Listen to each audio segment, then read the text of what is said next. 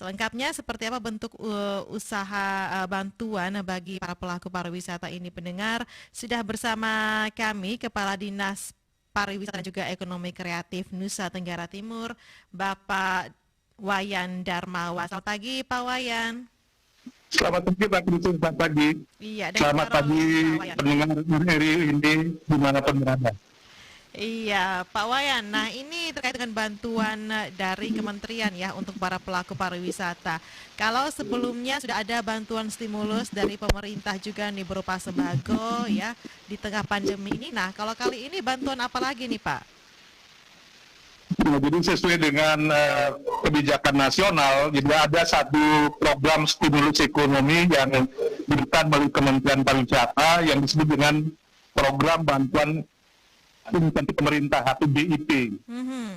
Jadi program ini bertujuan untuk meningkatkan kapasitas usaha atau produksi pelaku usaha ekonomi kreatif dan pariwisata. Nah, tentu ini menjadi kabar baik buat pelaku ekonomi kreatif dan pariwisata di Nusa Tenggara Timur atas atensi dukungan pemerintah pusat untuk memulihkan aktivitas ekonomi yang sempat mandek akibat COVID-19. Baik, Pak Wayan, apakah ada kriteria khusus nih untuk pelaku pariwisata sebagai penerima atau semua pelaku pariwisata ini bisa mendapatkan bantuan ini, Pak? Ya, jadi untuk tahap awal program BP atau bantuan insentif pemerintah ini diperuntukkan bagi 6 subsektor ekonomi kreatif. Oke, apa saja? Yaitu aplikasi, game developer, kria, fashion, kuliner, dan film, animasi, dan video. Nah, mungkin kalau kita lihat dari komunitas ekonomi kreatif di Nusa Tenggara Timur, kita mungkin lebih banyak terutama di kria, fashion juga ada ya, terutama yang beberapa rumah produksi dan ikat, juga kuliner ya. Ini yang banyak. Jadi video juga ada, tapi memang kita terbatas. Jadi ada 6 sektor. Sedangkan di pariwisata ada 13 jenis usaha pariwisata. Itu kan menyangkut ya ada terutama yang skala kecil ya, terutama di lokasi-lokasi keberadaan homestay atau desa wisata, itu yang didorong. Ya bisa untuk memperbaiki usaha sarana bangunan homestay, ada kegiatan untuk kegiatan misalnya perbaikan komunitas dan sebagainya. Itu Oke, ini kalau sektor pariwisata mungkin di NTT juga paling banyak ini ya, kita di Nusa Tenggara Timur ini ya, Pak Wayan. Betul. Oke, nah ini kalau misalnya para pelaku pariwisata dan juga pelaku usaha ekonomi kreatif kita mau mendapat bantuan ini, yang harus mereka siapkan ini apa saja, Pak? Syarat-syarat khususnya itu atau tahapannya seperti apa nih? Iya, jadi tahapannya, jadi pendaftaran sudah dimulai tanggal 9 Juli yang lalu. Dan akan berakhir di 7 Agustus 2020. Skema bantuan BIP atau skema BIP ini ada 2. Jadi ada untuk afirmatif itu nilainya 100 juta, ada yang reguler 200 juta. Jadi ini skemanya. Sedangkan apa syaratnya? Ini masing-masing calon minat BIP itu harus mengunduh di website-nya, Mbak. Ini di Mbak Christine ada BIP, huruf kecil semua, bip.kemenparekraf.go.id. Jadi itu nanti mungkin saya bahannya sudah kirim di Mbak Christine mengenai program-program yang menyangkut BIP. Oke, Pak Wayan dengan Caroline di studio ini ya. Pak Wayan. Ya, Mbak Karol. Ya, siap Iya. Mbak Karol. Ya. Baik, oke. Jadi tadi disinggung juga oleh Pak Wayan bahwa ini diutamakan juga untuk para pelaku pariwisata. Misalnya kalau kita di NTT ini desa-desa penyangga pariwisata ini yang diutamakan juga begitu ya. Nah, Ya, betul, sementara betul. untuk pendaftarannya ini sudah dibuka dan langsung mendaftar melalui website Kementerian Pariwisata dan Ekonomi Kreatif. Lalu bagaimana ini dengan pemerintah desa? Apakah kita tahu mungkin ya kesulitan kita di Nusa Tenggara Timur ini salah satunya kalau untuk tingkat desa masalah jaringan, sinyal dan juga internet seperti itu ya. Nah, sampai di sini peran pemerintah daerah ini ya untuk membantu para pelaku pariwisata untuk bisa ikut berpartisipasi dalam mendapat bantuan ini seperti apa, Pak? Ya, Mbak Karol. Jadi saya sudah bersurat kepada seluruh kepala dinas Mhm. dan juga asosiasi pariwisata Oke. untuk tadi melakukan, dan tadi juga saya kenalkan advokasi melalui dinas pariwisata provinsi untuk sebanyak mungkin pelaku usaha ekonomi kreatif dan pariwisata melakukan pendaftaran. Hmm. Jadi tentu syarat-syarat usaha ini kan pasti memiliki badan usaha ya, jadi pasti badan usaha itu pasti. Sedangkan yang lain teknisnya itu tertera di persyaratan yang ada yang harus diisi oleh masing-masing. Nah, terkait dengan hambatan akses ya, akses internet tadi, nah di sinilah kami mengharapkan sekali lagi bagaimana teman-teman dinas kabupaten kota ini membantu memfasilitasi, dan ini kan kita sudah buktikan kemarin ya, pada saat ada stimulus sosial, Ya. ada bantuan balasa. Jadi dari 22 kabupaten kan memang baru 11 kabupaten yang respon, sehingga kemarin hanya mendapatkan hanya 11 kabupaten dengan varian yang mendapatkan juga bervariasi. Ini kan tergantung kecepatan. Jadi untuk itu kita berharap, jadi jangan menunggu sampai 7 Agustus para pelaku ekonomi kreatif dan industri pariwisata Baru mendaftar. merespon dan cepatnya mengisi peluang yang ada. Oke. NTT mestinya mendapatkan prioritas tinggi karena terutama di Flores Lembata Alor itu kan termasuk destinasi super prioritas. Ya, jadi dan juga kabupaten yang lain dalam kerangka pariwisata, NTT termasuk 10 besar dalam mendukung pembangunan pariwisata Indonesia dengan pertumbuhan yang cukup tinggi dalam konteks nasional. Periode 2018-2019 kita kunjungan wisatawannya naik sekitar 15%. Itu cukup Itu di atas berpengaruh ya? nasional ya. Jadi artinya dalam perspektif ini mestinya kita berpeluang. Untuk itu kita berharap bagaimana tadi fasilitasi secara cepat oleh teman-teman di kabupaten dalam rangka untuk mendapatkan peluang stimulus ekonomi ini.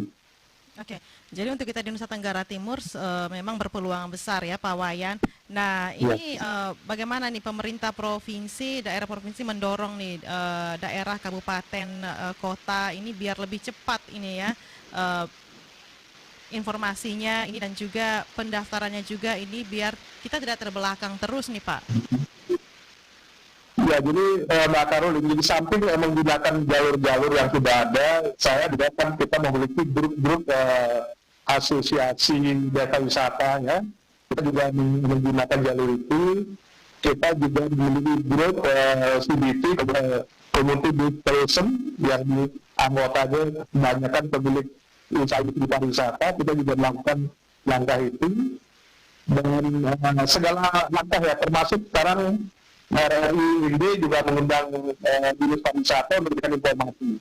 Mudah-mudahan ini akan juga menutupi jagat informasi yang sampai ke tengah-tengah pelaku industri pariwisata dan ekonomi kreatif. Oke, Pak Wayan. Pak Ya, Wayan. Pak Karol, silakan. Pak Wayan, nah ini kalau sudah mendaftar ya dan juga nanti para pelaku usaha dan juga pariwisata kita di Nusa Tenggara Timur ini sudah mengetahui nih persiapan-persiapan sebelum mereka mendapatkan bantuan. Nah, apakah nanti dari pusat juga memonitor langsung nih perkembangan usaha mereka dan juga melakukan penjaringan atau filter semacam itu untuk usaha dan juga para pelaku usaha dan usaha dan pariwisata kita nih Pak? Ya, jadi tahapannya Mbak, jadi setelah mereka nanti lolos, tentu akan ada MOU atau penandatangan kontrak kerja antara kementerian dengan pelaku industri pariwisata dan ekonomi kreatif. Jadi ada proses laksana tahapan sesuai dengan penjadwalan proposal yang diusulkan masing-masing pelaku. Selanjutnya terakhir memang pasti akan ada evaluasi. Nah, tentu dari aspek bagaimana peran kita di daerah, terutama dinas pariwisata provinsi dan kabupaten, kita mengharapkan di sini kan bukan saja mendorong mendapatkan akses modal, tetapi bagaimana membantu meyakinkan modal yang didapat itu produktif. Jadi sehingga pemulihan ekonomi industri pariwisata dan ekonomi kreatif itu tetap optimis. Apalagi NTT sebagai provinsi yang pertama menerapkan new normal dan membuka destinasi pariwisata di tanggal 15 Juni 2020. Itu bakal itu. Coba kalau itu.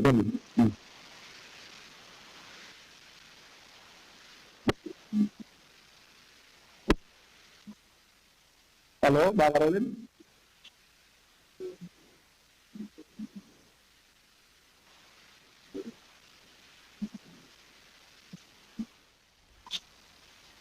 Pak Wayan? Iya, ya, Mbak Karolin. Ya, siap. Pak Wayan, nah ini disebutkan tadi insentifnya ini cukup besar ya, 100 sampai dengan 200 juta. Lalu bagaimana dengan pengawasannya biar dana bantuan ini benar-benar dimanfaatkan ya, dengan sebaik mungkin, Pak, ke depannya? Ya, jadi yang mendapatkan itu kan masih ada penilaian kelayakan proposal. Jadi di proposal yang disahkan oleh pelaku industri pariwisata ini akan tentu menyangkut bagaimana bisnis yang akan dicapai seperti apa, jadwal waktunya, ya, prospek pasarnya, pasti ada syarat-syarat yang menyebabkan mereka pilih. Jadi untuk itulah saya diminta kepada teman-teman dinas dan juga asosiasi untuk bisa memberikan pendampingan sejak proses penyiapan proposal untuk dilakukan, terutama dalam perancangan bisnis plan itu betul-betul berprospek, jadi bukan saja aman dari sisi profit, tetapi aman dari sisi pelaksanaan dan aman dari sisi penyimpangan-penyimpangan. Karena peluang yang peroleh itu kan menyangkut citra pariwisata dari ekonomi kreatif NTT. Seperti itu. Jadi kita berharap semua membangun kolaborasi, tentu nanti dalam pelaksanaan dinas pariwisata tentu juga pasti akan memberikan pendampingan dan juga pengawalan terhadap suksesnya program ini. Baik Pak Wayan, mudah-mudahan segera ditindak ya secepat mungkin, karena sayang sekali nih kalau bantuannya ini disia-siakan begitu saja ya. Ini besar sekali manfaatnya untuk membangkitkan kembali gairah ekonomi kreatif dan juga pariwisata kita di Nusa Tenggara Timur, Pak Wayan ya. Iya. Baik, terima kasih Pak Wayan, selamat pagi. Mbak, kalau bisa saya mendapat informasi sedikit? Silahkan Pak Wayan. Ya, jadi dalam kerangka percepatan pemulihan pariwisata, jadi di samping program stimulus sosial dan ekonomi, kita juga mendapatkan dukungan program percepatan. Yang pertama kita mendapatkan melalui APBD provinsi kita mendapatkan program restitusi, yaitu program yang akan mendorong kegiatan-kegiatan yang berbentuk pemulihan kepariwisataan, antara lain akan ada kegiatan dukungan festival, ada perbaikan destinasi, ada dukungan penerbangan homestay seperti itu, ada dukungan bagi permodalan peralatan ya bagi industri ekonomi kreatif. Gitu. Jadi itu dari kita juga dalam rangka peningkatan destinasi wisata, pemulihan dak kepariwisataan juga telah turun. Kita dipilihkan dak yang semula diblokir, sekarang dipilihkan kembali. Artinya ini juga memberikan dukungan percepatan kepada pariwisata. Jadi kita juga mendapatkan CSR ya, jadi duta besar di Bank Indonesia untuk perbaikan 4 destinasi, yaitu di Sumba Barat, di Sumatera Sumba Timur, Sumba Barat Daya, dan Kabupaten Kupang. Berikutnya juga ada program rebound. Kita kemarin mengusulkan program rebound, yaitu kita mengusulkan di Labuan Bajo. Dari film itu kita juga mengusulkan di Bawah, ya, program nasional. Kita juga mengusulkan di Pulau Semau dan di Sumba Barat di Kampung Parijing. Kita juga mendapatkan rencana program Kemenko Maritim, ya, dengan tema-tema yang pertama beta kita buatan NTT, ya, seperti itu programnya. Yang berikut nanti pesiar keliling ekspedisi NTT. Nah, jadi itu program-program yang berikut, ya, program bangga atas NTT sebagai bagian dari PKI. Nah, ini program-program yang berikut juga Mbak Karolin. Jadi dalam kerangka percepatan pembangunan pemulihan industri pariwisata, jadi melalui program yang dikelola Badan Otorita Planis Labuan Bajo, jadi juga mendapat peluang terutama di destinasi wisata super prioritas Labuan di seluruh Flores, Lembata dan Alor, dari pengembangan 3 program. Yang pertama adalah program pengembangan destinasi pariwisata. Tentu itu kita akan mengusulkan sesuai dengan desain lokasi yang kita miliki. Juga yang berikut, ya, kegiatan pengembangan SDM, pelatihan-pelatihan. Yang berikutnya pemasaran. Nah, ini Karun yang dapat saya sampaikan, artinya di samping politik sosial dan ekonomi, program-program yang dipikirkan, dihidupkan kembali juga bisa jadi pemicu bagi percepatan industri pariwisata dan ekonomi kreatif NTT. Dan pada kesempatan ini juga saya menyampaikan dan mengundang dan juga mempromosikan tanggal 29-30 Juli 2020 ada festival Dugong dan Quran Tua di Kabupaten Alor. Selanjutnya nanti tanggal 11, ya, 10 sampai 14 Mbak Karolin, ini di kampungnya Mbak Karolin ini akan ada dukungan festival yang dilakukan oleh pemerintah provinsi, kabupaten, dan juga desa di kawasan Kelimutu, yaitu yang digagas oleh komunitas pariwisata di kawasan Kelimutu. Akan ada festival Ridi, itu tanggal 10-11. Kita juga akan ada festival budaya menyambut peresmian Kopi Bresu yang ada di Konara yang dibangun oleh pemerintah provinsi. Itu Mbak Karolin. Baik, jadi memang ini ada banyak sekali sebenarnya program yang sudah disiapkan oleh pemerintah, ya, untuk mengembalikan geliat ekonomi kreatif dan juga pariwisata, ya, di Nusa Tenggara Timur, Pawayan, ya. Luar biasa, sukses, ya, ini persiapannya ini hingga Agustus nanti Pawayan. Bisa berjalan lancar semuanya Pawayan. Baik, terima kasih Pak Wayan, selamat pagi. Terima kasih Mbak Karolin. Kembali.